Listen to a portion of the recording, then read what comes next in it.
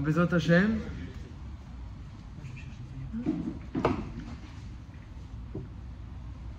On est le 8e jour de Hanouka.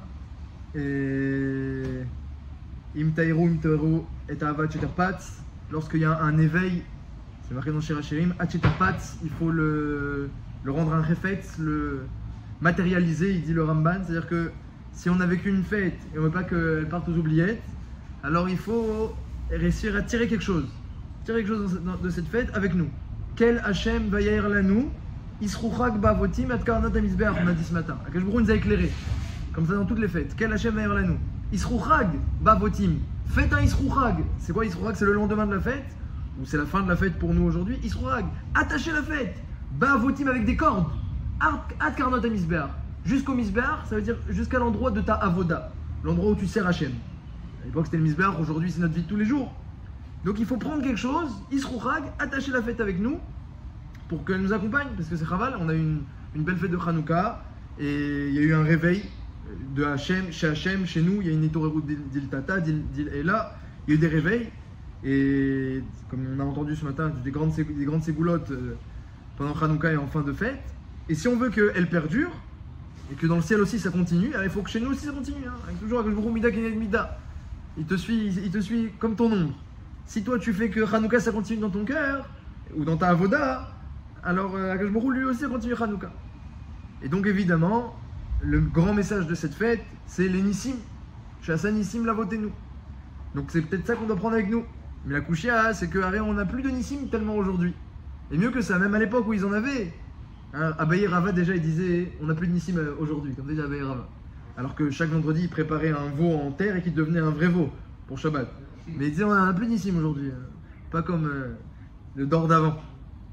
Et donc on n'a plus beaucoup de Nissim aujourd'hui. Et si on en a, alors ils sont pas glouim, ils sont pas clairs et comme de l'huile qui brûle plus que ce qui est prévu. Et à part ça, de toute façon, même à l'époque, En Somrim al Nes, on ne doit pas compter sur les miracles. Alors c'est un petit peu difficile lorsqu'on arrive à cette fin de fête et qu'on essaye de prendre un moussard de la fête. C'est un petit peu difficile parce que comment on va dire, comment on peut espérer et se dire que les Nissim vont continuer alors qu'on ne peut même pas compter sur les Nissim. Et puis de toute façon c'est une chéla sur la fête, de toute façon, c'est quoi cette fête? On fête un Nes, on fête des Nissim, en plus mais à la Teva, à la limite Purim, c'est un Nes dans le Teva, avec la providence d'Hachem qui se cache derrière les événements de la Megillah. Mais là c'est des Nissim mais à la Teva. Donc le fait même de faire une fête autour de Nissim qui sont surnaturels, c'est en soi une question. Donc maintenant qu'on arrive à la fin de la fête et qu'on veut tirer un l'écart, une acquisition de cette fête-là, eh bien on peut se demander comment comprendre qu'Hachem nous demande de fêter des Nissim alors qu'a priori des miracles surnaturels on ne doit pas compter dessus. Et qu'est-ce qu'on va prendre avec nous de cette fête-là? Ça c'est la grande question en cette fin de Hanouka. Bon, plus précisément sur la manière dont s'est déroulé le Nes, alors il y a pas mal de questions. Déjà, c'était même pas nécessaire de faire un Nes. Comme vous le savez, le Pnei Yoshua dit, et beaucoup de Mefarshim y remarquent, c'était pas nécessaire. Touma outra betzibour, la Touma est permise lorsque tout le monde est impur, on a le droit de faire la voda au Beth Amikdash en état d'impureté. Donc le Pnei Yoshua demande pourquoi on n'aurait pas pu allumer la menorah en état d'impureté. D'accord, lui il est tamé, on est tous tamés, mais de toute façon tout le monde est tamé, même le Kohen ils étaient tués, ils étaient partis en guerre, donc c'est pas grave. Ah non, les Hashmonaïm ils veulent allumer seulement avec de l'huile taor. C'était pas nécessaire, il n'y a pas besoin qu'Hachem il fasse un Nes. On a allumé avec de l'huile tamée, ça va. Il y en a qui disent qu'ils auraient pu prendre l'huile taor, parce que l'huile taor elle avait que, vous savez c'était une petite fiole, elle devait durer un jour. Alors on aurait pu prendre la fiole d'un jour à la limite et faire des mèches 8 fois plus fines. Si on avait fait des mèches 8 fois plus fines, remarque certains méfarchis, alors il n'y a pas de chiour dans la mèche, la menorah, elle avait des grosses mèches la menorah, mais il n'y a pas de chiour. Donc c'est la lacha. Donc on aurait pu faire des mèches 8 fois plus fines et faire durer l'huile beaucoup plus. Non. On allume la mèche standard, ragil. Pourquoi? C'est pas obligé. Tu vas allumer Betahara, bon d'accord, mais fais des mèches plus fines, comme ça va durer. Franchement ils veulent pas. On allume la mèche normale. Donc eux-mêmes ils ont suscité un peu un miracle. Et ensuite, et à part ça, Nagid qu'ils pouvaient pas allumer, c'est pas si grave parce que tout celui qui veut faire une mitzvah et qui n'a pas pu la faire finalement, ben on sait que Malal Avketou, que je me roule le compte. Mais ça rêve marche à les c'est du compte comme s'il avait fait. Donc de toute façon, même s'il n'avait pas pu faire la mitzvah comme il l'aurait voulu, ou pas du tout même, mais Akash Borou, leur compte comme s'il avait fait auto d'ava. Que je me roule Metzaref, Marshava et Maasé. Il prend la bonne pensée, tu voulais faire la mitzvah, t'as pas pu, t'arrives au Lamaba, c'est comme s'il a fait auto d'ava. Non, ici dans cette fête-là, Hachem il s'est pas suffi de Marshavot, il a voulu le Maasé et il a même fait durer le Maasé pendant 8 jours. Donc déjà, on peut se demander aussi, mis à part la notion de miracle, qui est en soi une question, on fête cette notion-là, mais le besoin, la nécessité du miracle à l'époque aussi, elle est discutée par nos sages, par les Mefarshim en tout cas. Et à part ça, puisqu'on est le 8e jour de Hanouka, alors on peut se demander pourquoi 8 jours de Hanouka. Vous connaissez la question du Beth Yosef. 8 jours de Hanouka, parce qu'il y a eu 8 jours de miracle. Demande le Beth Yosef, il n'y a pas eu 8 jours de miracle. Il y a eu 7 jours de miracle. Le premier jour, est-ce qu'il y a eu un miracle ou il n'y a pas eu un miracle? Il n'y a pas eu de miracle le premier jour. C'est pas un miracle surnaturel. C'est très sympa, c'est bien. C'est pas plus surnaturel que gagner une guerre contre des milliers d'armées, pour reprendre les termes des centaines d'armées. Pour reprendre les termes du Targum Yonatan sur Shirachem. Donc le premier jour du Beth Yosef, il n'y a pas eu de miracle. Alors pourquoi on fait 8 jours? Alors le Beth Yosef, il dit 3 réponses. Première réponse, ils ont séparé la fiole, chaque jour ils mettaient que 1/8. Ils n'ont pas rempli les kosot de la menorah, les kelim de la menorah jusqu'en haut. Ils mettaient 1/8 et la mèche, et ça durait 8 fois plus. Mais cette réponse elle est kasha meot parce que vu que c'est une mitzvah d'oraita et c'est une obligation de remplir jusqu'en haut, comme il dit Rashi dans Parashat Be'alotecha, Nirali, qu'il faut remplir comme les nuits de Tevet, où les nuits sont les plus longues, comme ça dit Rashi. Donc il y a une obligation, c'est pas mistaber que les Hashmonaïm, ils auraient transgressé la halakha pour mettre que 1/8. La deuxième réponse qui dit le Beth Yosef, c'est dire que le 4 katan, mais là vous mitmalé, comme ils disent dans la chanson, qu'il versait l'huile dans la menorah, et le 4 restait plein.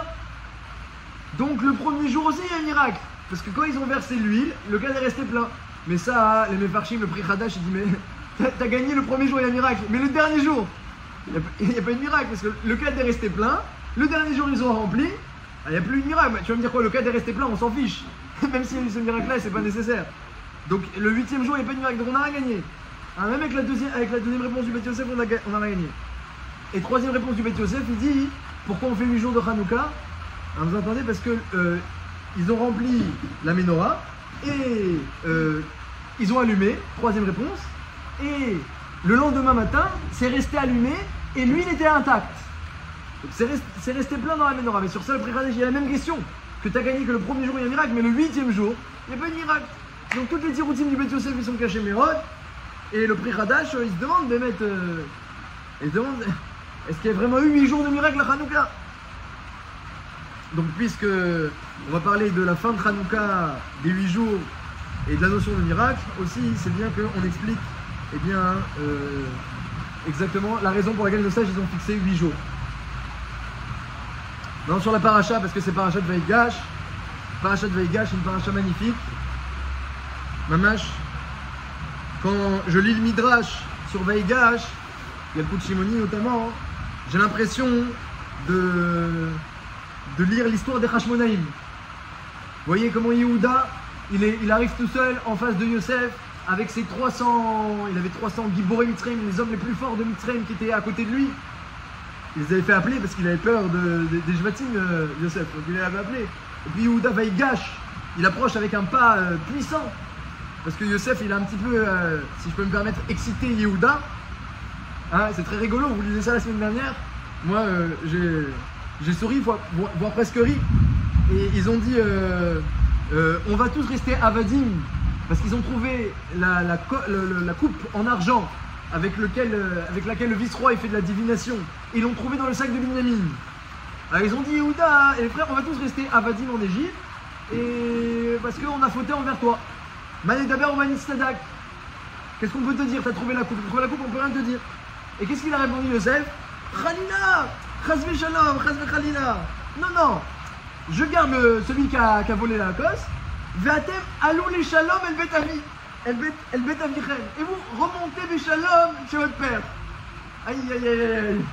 Ça a énervé Yehuda, ça. Béchalom, tu gardes Binyamin en monde Béchalom. T'as pas compris que à la base on n'est pas venu avec lui parce qu'il y avait une raison. Et maintenant, ça a été très dur de descendre vers Yehuda. Alors là, Yehuda, lorsqu'il a approché le pas devant Yosef, c'est marqué que le palais il a tremblé. Il y a écrit Kol Nishma Bet Paro. Dans la suite de la paracha, il y a écrit que Paro a entendu que les frères de Yosef sont arrivés. Comment il a entendu? À cause du pas de Yehuda. Vaïgash, il a fait trembler tout le palais. Paro est tombé de son trône. Avec le pas de Yehuda, Vaïgash. Et c'est marqué dans le Midrash comment Yehuda, il a parlé à Yosef. Fais pas semblant que tu comprends pas l'hébreu. Fais pas semblant. Il a mis de côté le Mélitz, le traducteur. Il s'approchait de lui. Hein, c'est le Tehillim qu'on dit aujourd'hui. Hein, tous les lundis, on dit le Tehillim.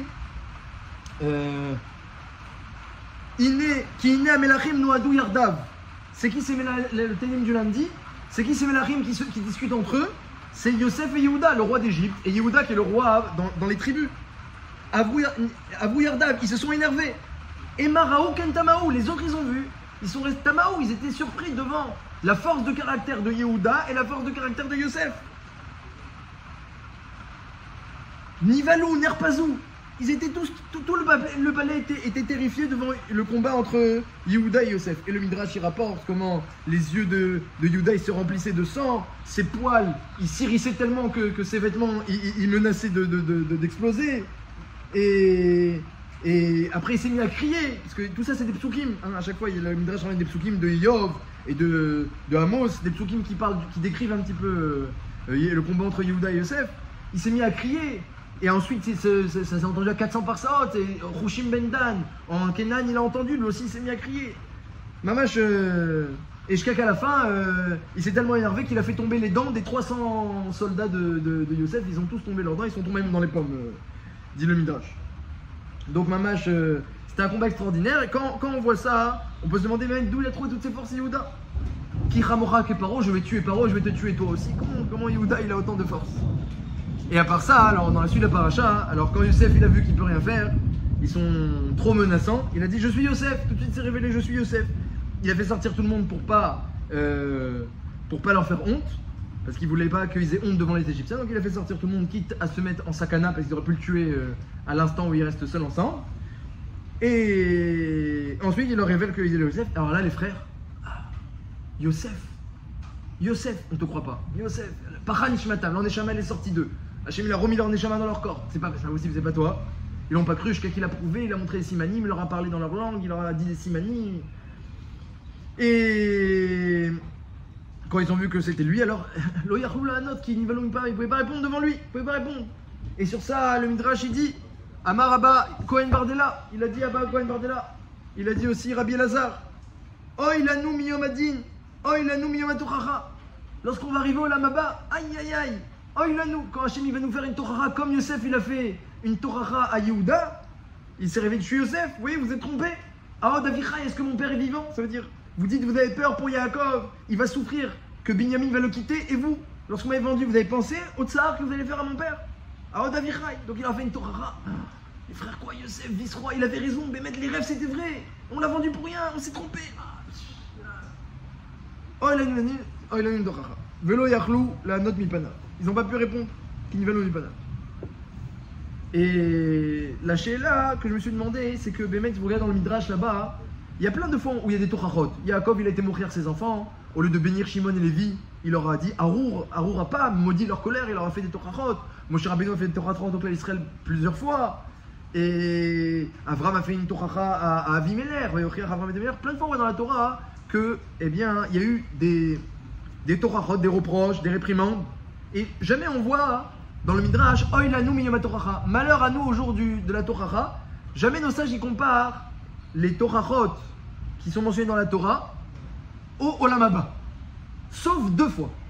Il y a deux Torahot dans la Torah où Chachamim ils se sont dit ça c'est une allusion au Olam Haba. Oy lanu miyom Torah. C'est quoi? C'est la réprimande de Yosef et la réprimande de l'ânesse de Bilam. Lorsqu'elle a ouvert la bouche, elle a dit mais pourquoi tu me frappes? Je t'ai jamais habitué à me comporter comme ça avec toi. Tu sais pas qu'il y a un malheur qui me bloque le chemin? Lorsqu'elle a dit ça, Bilam il n'a pas répondu. Et ensuite il a vu le malheur. Il a dit Khatati, je me suis trompé. Et sur ça nos sages ils disent Oy lanu miyom adin, Oy lanu miyom Torah. Donc Bémet c'est une sheila que pourquoi spécialement ces Torahot là, c'est ça qui fait allusion au grand Nisayon, la grande épreuve du jugement final, lorsqu'on va arriver devant un Shem Olam Haba, et que Chachamim dit c'est terrible ce jugement-là, c'est oïl à nous, on ne peut pas s'en sortir comme il faut. Et bien il faut comprendre quel est le problème dans cette Torah-là qu'Hachem va nous faire. Et apparemment le problème, c'est le même qu'il y a eu dans la paracha de cette semaine et dans la paracha de Balak. Donc on essaie de comprendre un petit peu l'essence de la Torah qu'il va y avoir au Olam Haba. Donc pour résumer les questions, on a demandé quel est le message qu'on peut prendre avec nous de Hanouka. Et si ce message, le message c'est les nissim, les miracles, parce que ça a l'air ça l'essence de la fête. Alors on compte pas, même à l'époque on ne devait pas compter sur les miracles, et aujourd'hui non plus on ne compte pas sur les miracles, donc comment ça peut être ça le message de la fête. Et eux-mêmes, pourquoi ils ont eu tellement de miracles, c'était pas nécessaire, ils auraient pu allumer la menorah Betouma ou de façon différente. Donc on a demandé la nécessité du miracle, comment on peut maintenant prendre ça avec nous comme message après la fête. Et puis on a demandé pourquoi 8 jours de Hanouka, il n'y avait pas eu 8 jours de miracle, et les réponses du Beth Yosef, on a dit que le Pri Hadash, il les a déjà cassés, donc essayez de comprendre les 8 jours de Hanouka. Et sur Veigash, on a demandé d'où il a cette force Yehuda de combattre Yosef, Mamash, en faisant trembler toute l'Égypte.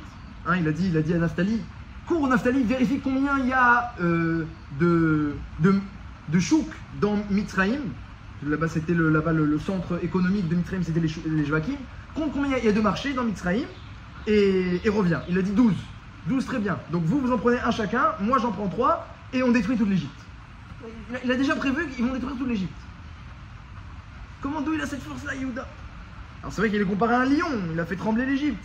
Mais d'où il a tiré cette force-là? Et on a demandé pourquoi ensuite, quand Yosef s'est révélé, alors là, tout le monde était bouche bée et ils n'ont pas pu répondre. Et pourquoi c'est une allusion au Olam Haba? Quel est exactement le sens de ce Yom Adin et Yom HaTorah qu'on doit craindre au Olam Haba? Et pourquoi il est comparé d'Afka à la Torah de Yosef et de la Nes de Bilam?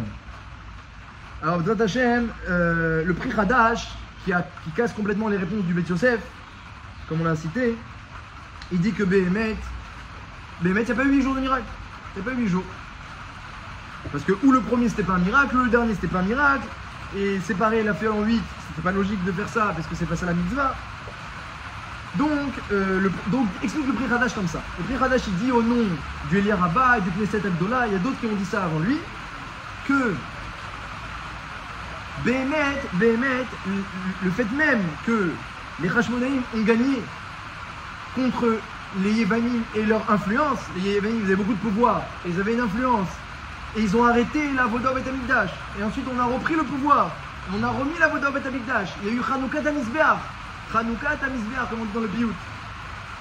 Eh bien c'est en soi, Vadaï c'est en soi une raison suffisante pour fixer la fête de Hanouka, Vadaï.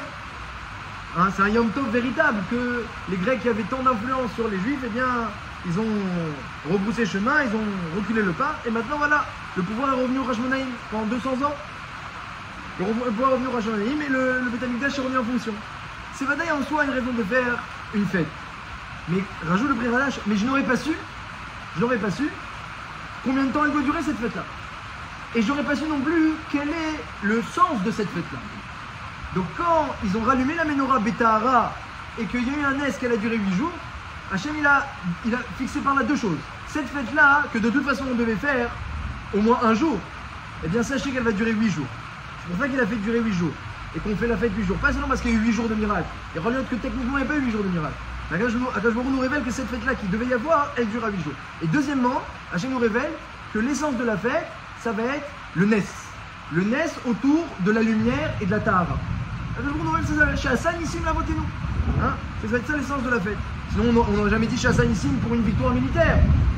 On aurait dit, on aurait fait un Yom Tov, on aurait dit un Hachem qui protège la Torah, il protège le clan d'Israël. On aurait dit Shomer et Amo Israël la Adoulaï.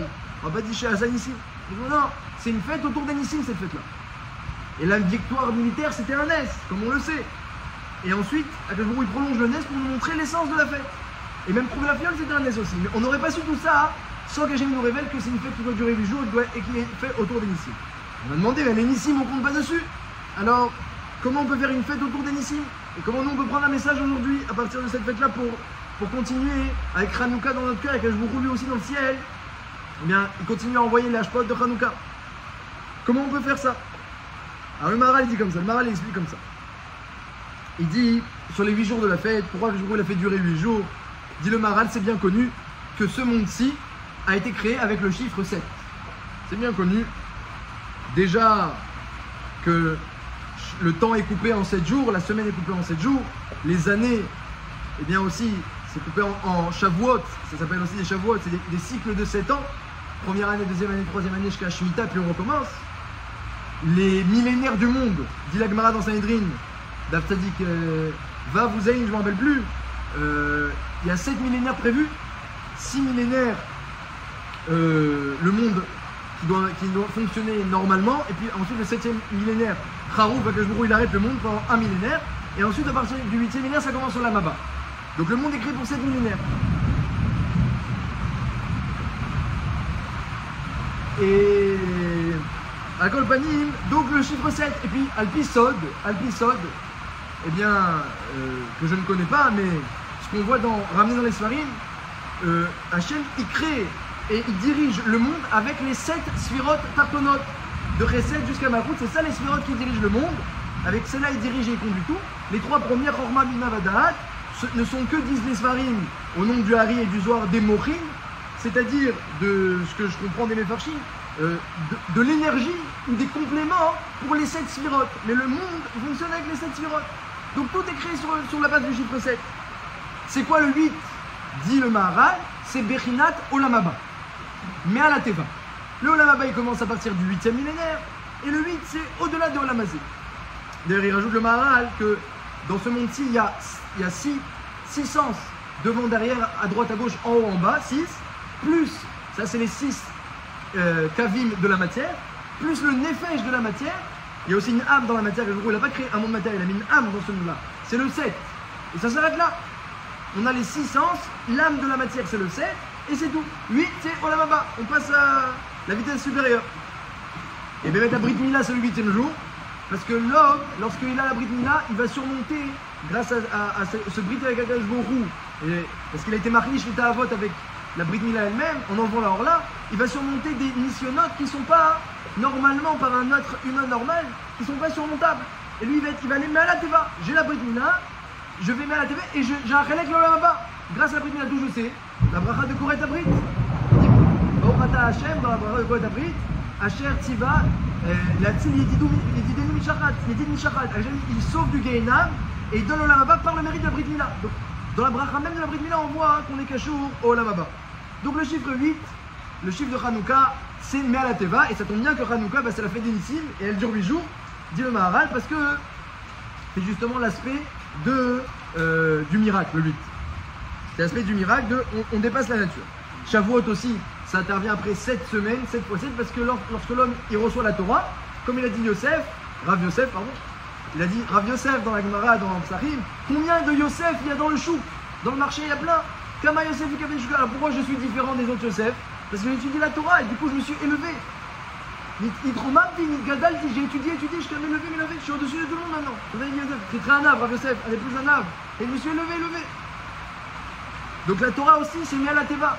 Comme aussi Iyov, il a dit à ses amis, lorsqu'il était dans le Tsahar, et il avait des problèmes, des missionnotes et des Issourim, il a dit un petit peu des paroles qui étaient proches de l'hérésie. Iyov, il a eu des arrière-pensées un petit peu sur la Hanaga d'Hachem, parce qu'il a eu beaucoup de souffrance. Il a dit, au final Hachem, il crée les gens avec leur nature. Tu vois dans les animaux, il dit, il y a ceux qui ont les sabots fendus, il y a ceux qui n'ont pas. Un animal qui n'est pas cachère, il peut faire tous les efforts du monde, il ne restera pas cachère.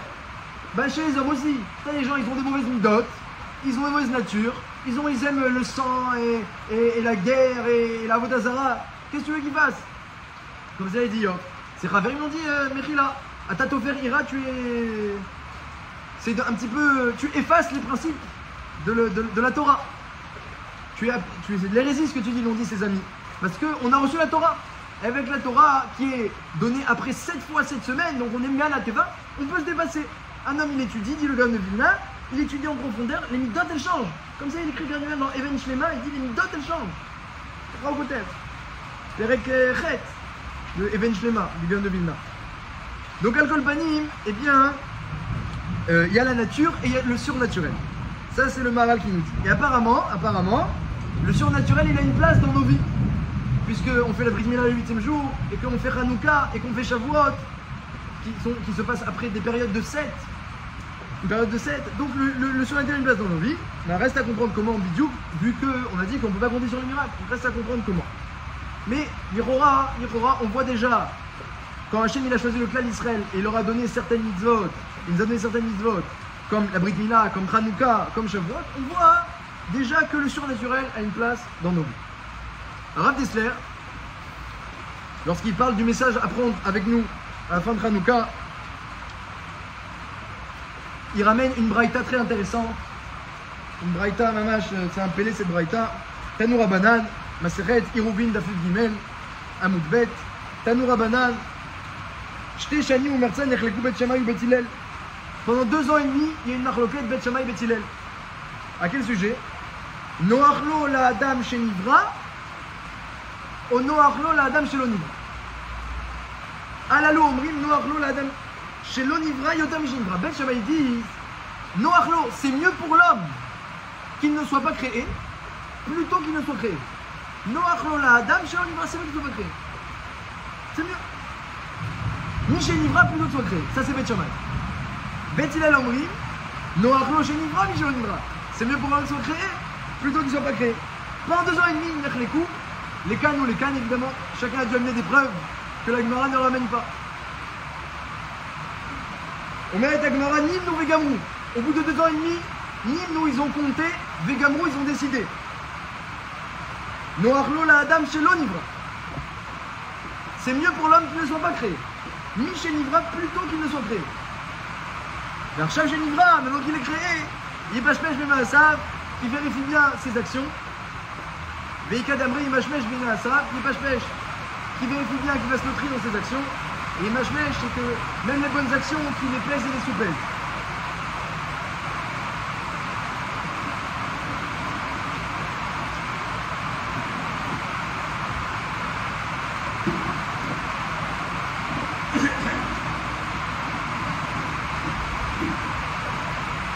Rav Israël Salanter,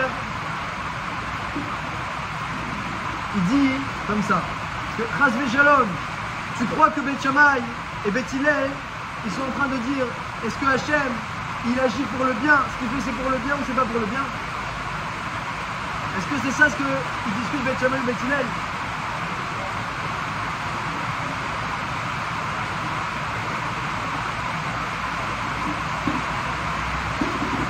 Est-ce que Bet Shammai et Bet Hillel, ce qu'ils discutent, c'est est-ce que Hachem il agit pour le bien ou il agit pas pour le bien?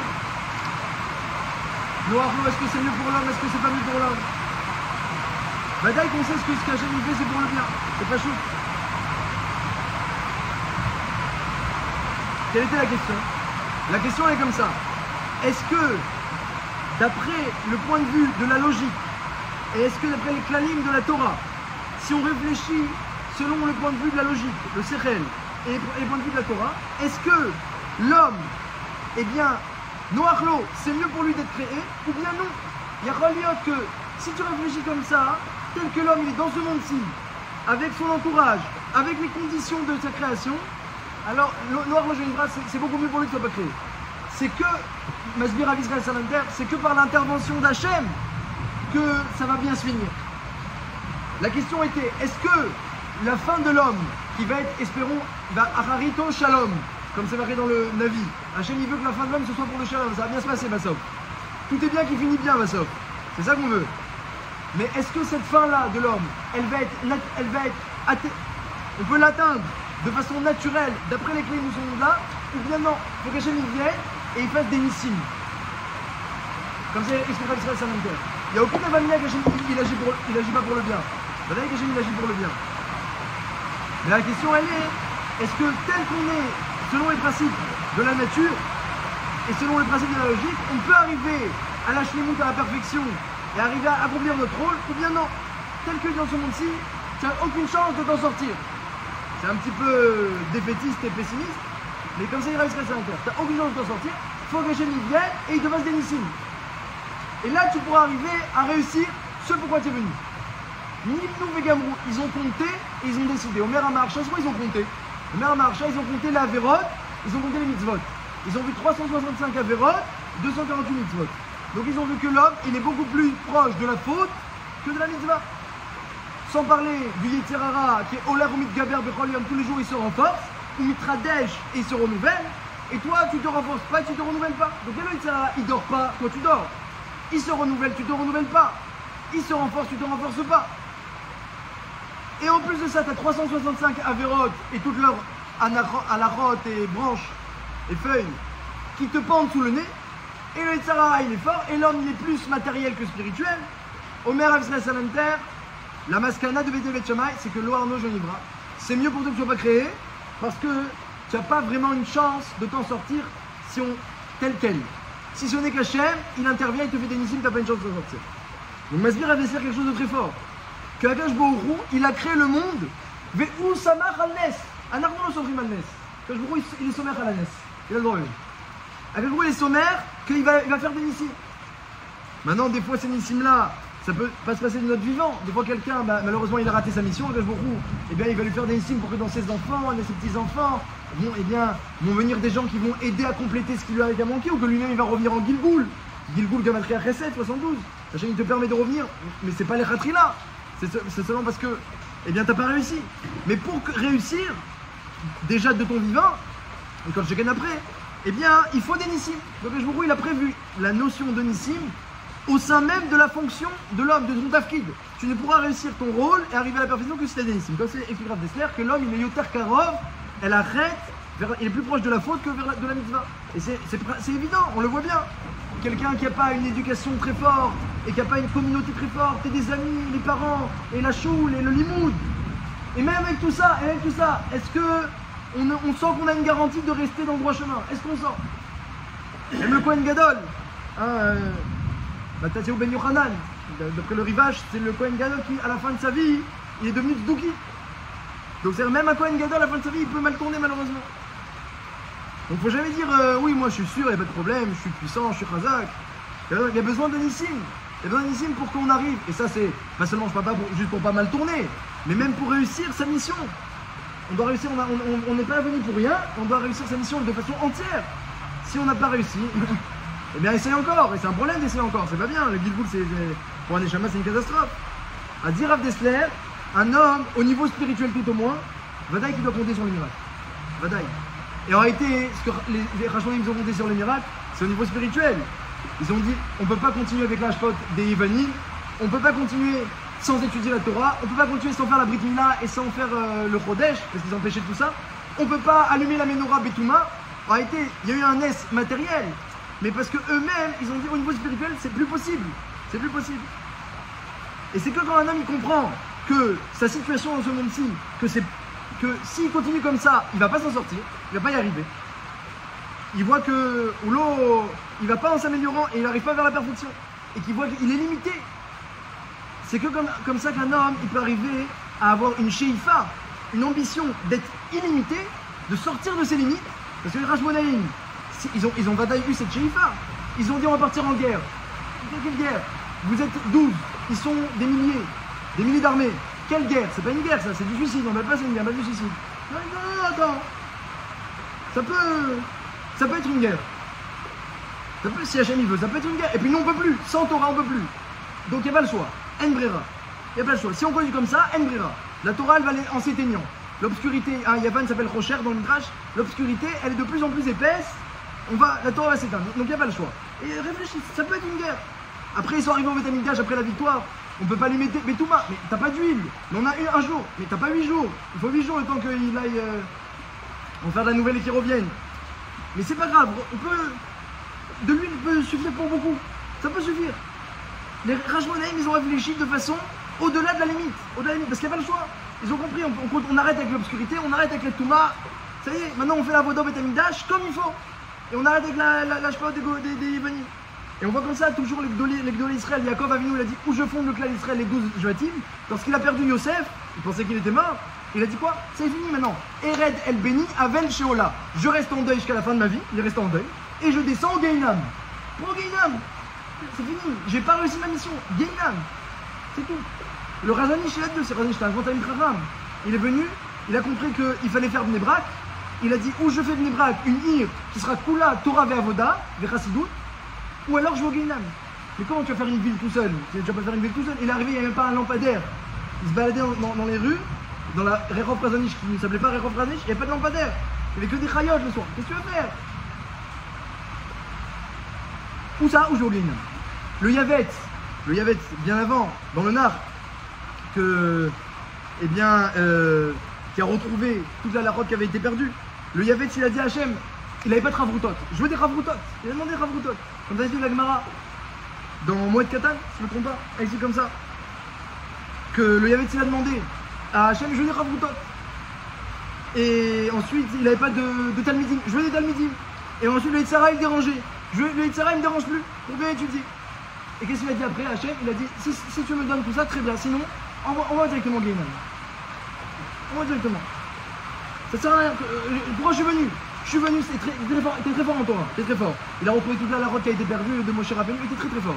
Mais si je n'ai pas les moyens de réaliser mon rôle, pourquoi je suis venu? Ça y est, on arrête là tout de suite.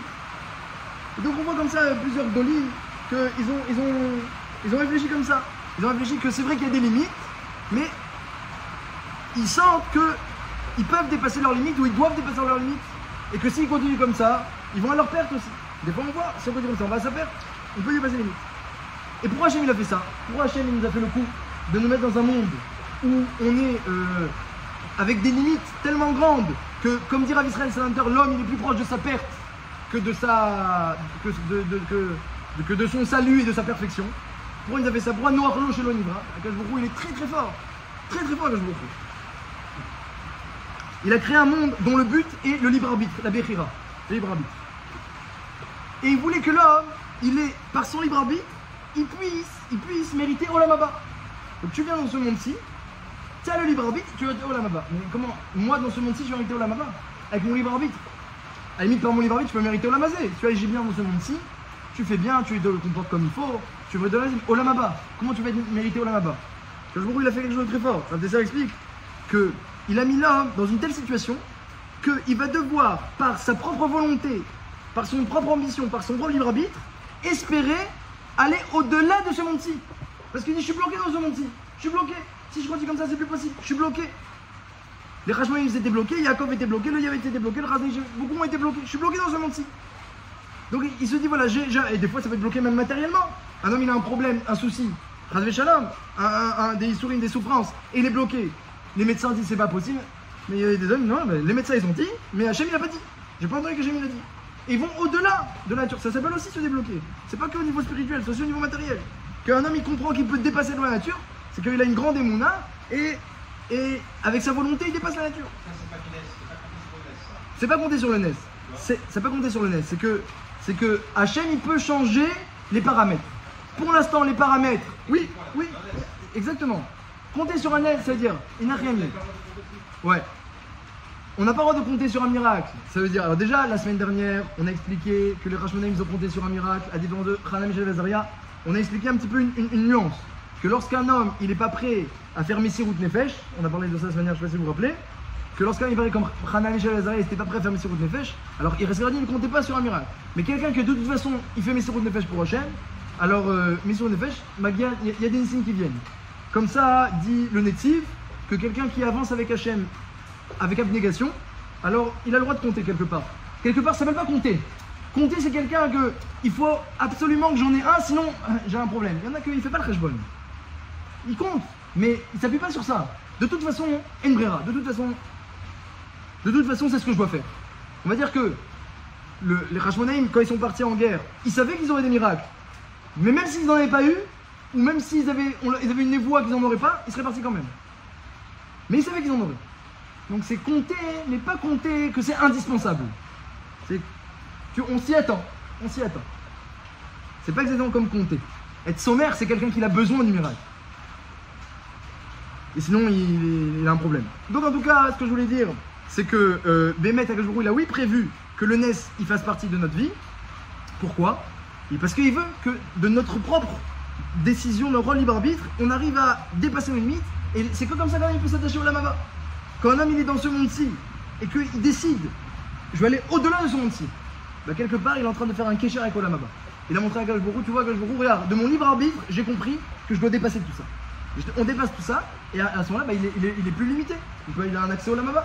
Parce que lui-même, il a dépassé toutes les contingences de ce monde-ci par son ratson, par sa volonté, par son libre arbitre. Et Akadosh Baruch Hu, il a fait en sorte que chacun est dans cette situation. Pour que de nous-mêmes, on attende, eh bien, on veuille dépasser nos limites, dépasser notre nature, et on sera Zoré Dénissim dans ce cas-là. Comme ça, on peut expliquer déjà la démarche des Hashmonaïm pour répondre un petit peu aux questions qu'ils n'ont pas voulu allumer Betouma et ils ont compté un petit peu sur le miracle. Et on a expliqué la notion de miracle dans nos vies. Ça, c'est déjà une chose. On a compris aussi pourquoi 8 jours de miracle, alors qu'il n'y a pas vraiment 8 jours de miracle, parce que il voulait montrer que c'est une fête où on se dépasse et donc on mérite des miracles. Parce que c'est le processus normal que l'homme il se dépasse et qu'il mérite des miracles. C'est le processus normal.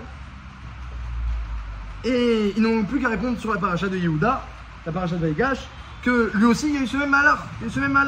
Comme c'est marqué dans Rashi, le ramène, la paracha la semaine dernière aussi, il a dit Yehuda et Yaakov, ou je te ramène Binyamin, ou alors je serai ménoudé, je serai exilé, excommunié dans ce monde-ci et dans le monde futur.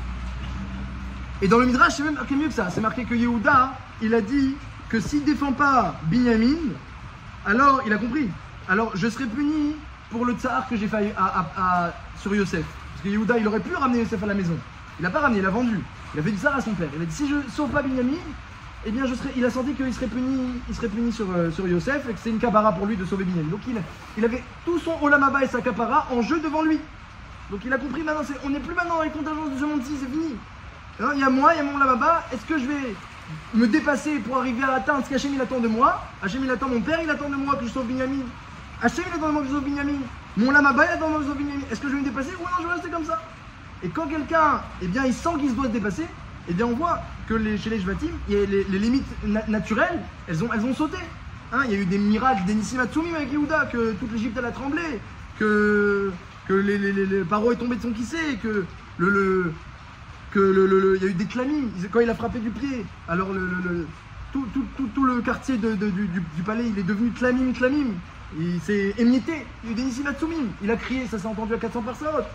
Ça c'est quelqu'un qui comprend qu'il doit aller au-delà de sa nature. La situation on la pose au-delà de sa nature. C'est comme les Hashmonaïm, ils ont compris, on doit aller au-delà de la nature. Et bien le message pour nous c'est qu'il faut aussi qu'on comprenne que le Nes il fait partie de notre vie. Parce que Hachem il attend qu'on aille au-delà de la nature. Il nous a mis dans l'obscurité et dans l'impureté pour qu'on comprenne que il n'y a pas le choix. Il faut choisir la Tahara et il faut choisir le Nes, il faut choisir Hachem et même au-delà des contingences. Et sans la logique, même au-delà de la logique. Et c'est que comme ça qu'un homme pourra arriver à la perfection, à son tafkid. Sinon il n'est pas attaché au Lamaba, il est attaché au Lamazé. Si quelqu'un toujours réfléchit selon les contingences de ce monde-ci, il est attaché au Lamazé. Donc c'est un homme, il dépasse ce monde-ci, il réfléchit que maintenant il n'y a pas le choix. C'est comme ça que je dois réaliser mon rôle en me déplaçant. Eh bien là il s'attache au Lamaba. Donc ça c'est un petit peu le message. Le Nes, eh bien il a encore lieu aujourd'hui. Hein, la votez-nous baim, chassez-nous votez-nous baim bazmanazé. Le Nes il a encore sa place aujourd'hui. Et la racine, c'est pas un Nes matériel, la racine. La racine, c'est un Nes spirituel, la racine. C'est que je comprends que, comme il dit Rav Dessler, c'est plus possible. Le Yitzhara est grand, les limites elles sont grandes, c'est plus possible. Donc on veut se dépasser au niveau spirituel. Et après, c'est ce qui se fait avec les Hashmonaïm, mais après ça inclut matériellement des nissim, mais ça c'est qu'une formalité, c'est qu'un détail. Si quelqu'un compte que sur le Nes matériel, alors c'est peut-être pas ça le message de la fête. Et donc, Bezat Hashem, comme on l'a dit la semaine dernière, au nom du Nitsif, celui qui fait Messir ou Nefesh, il se dépasse et il agit avec abnégation, il peut, Vadaï, s'attendre à des Nitsif.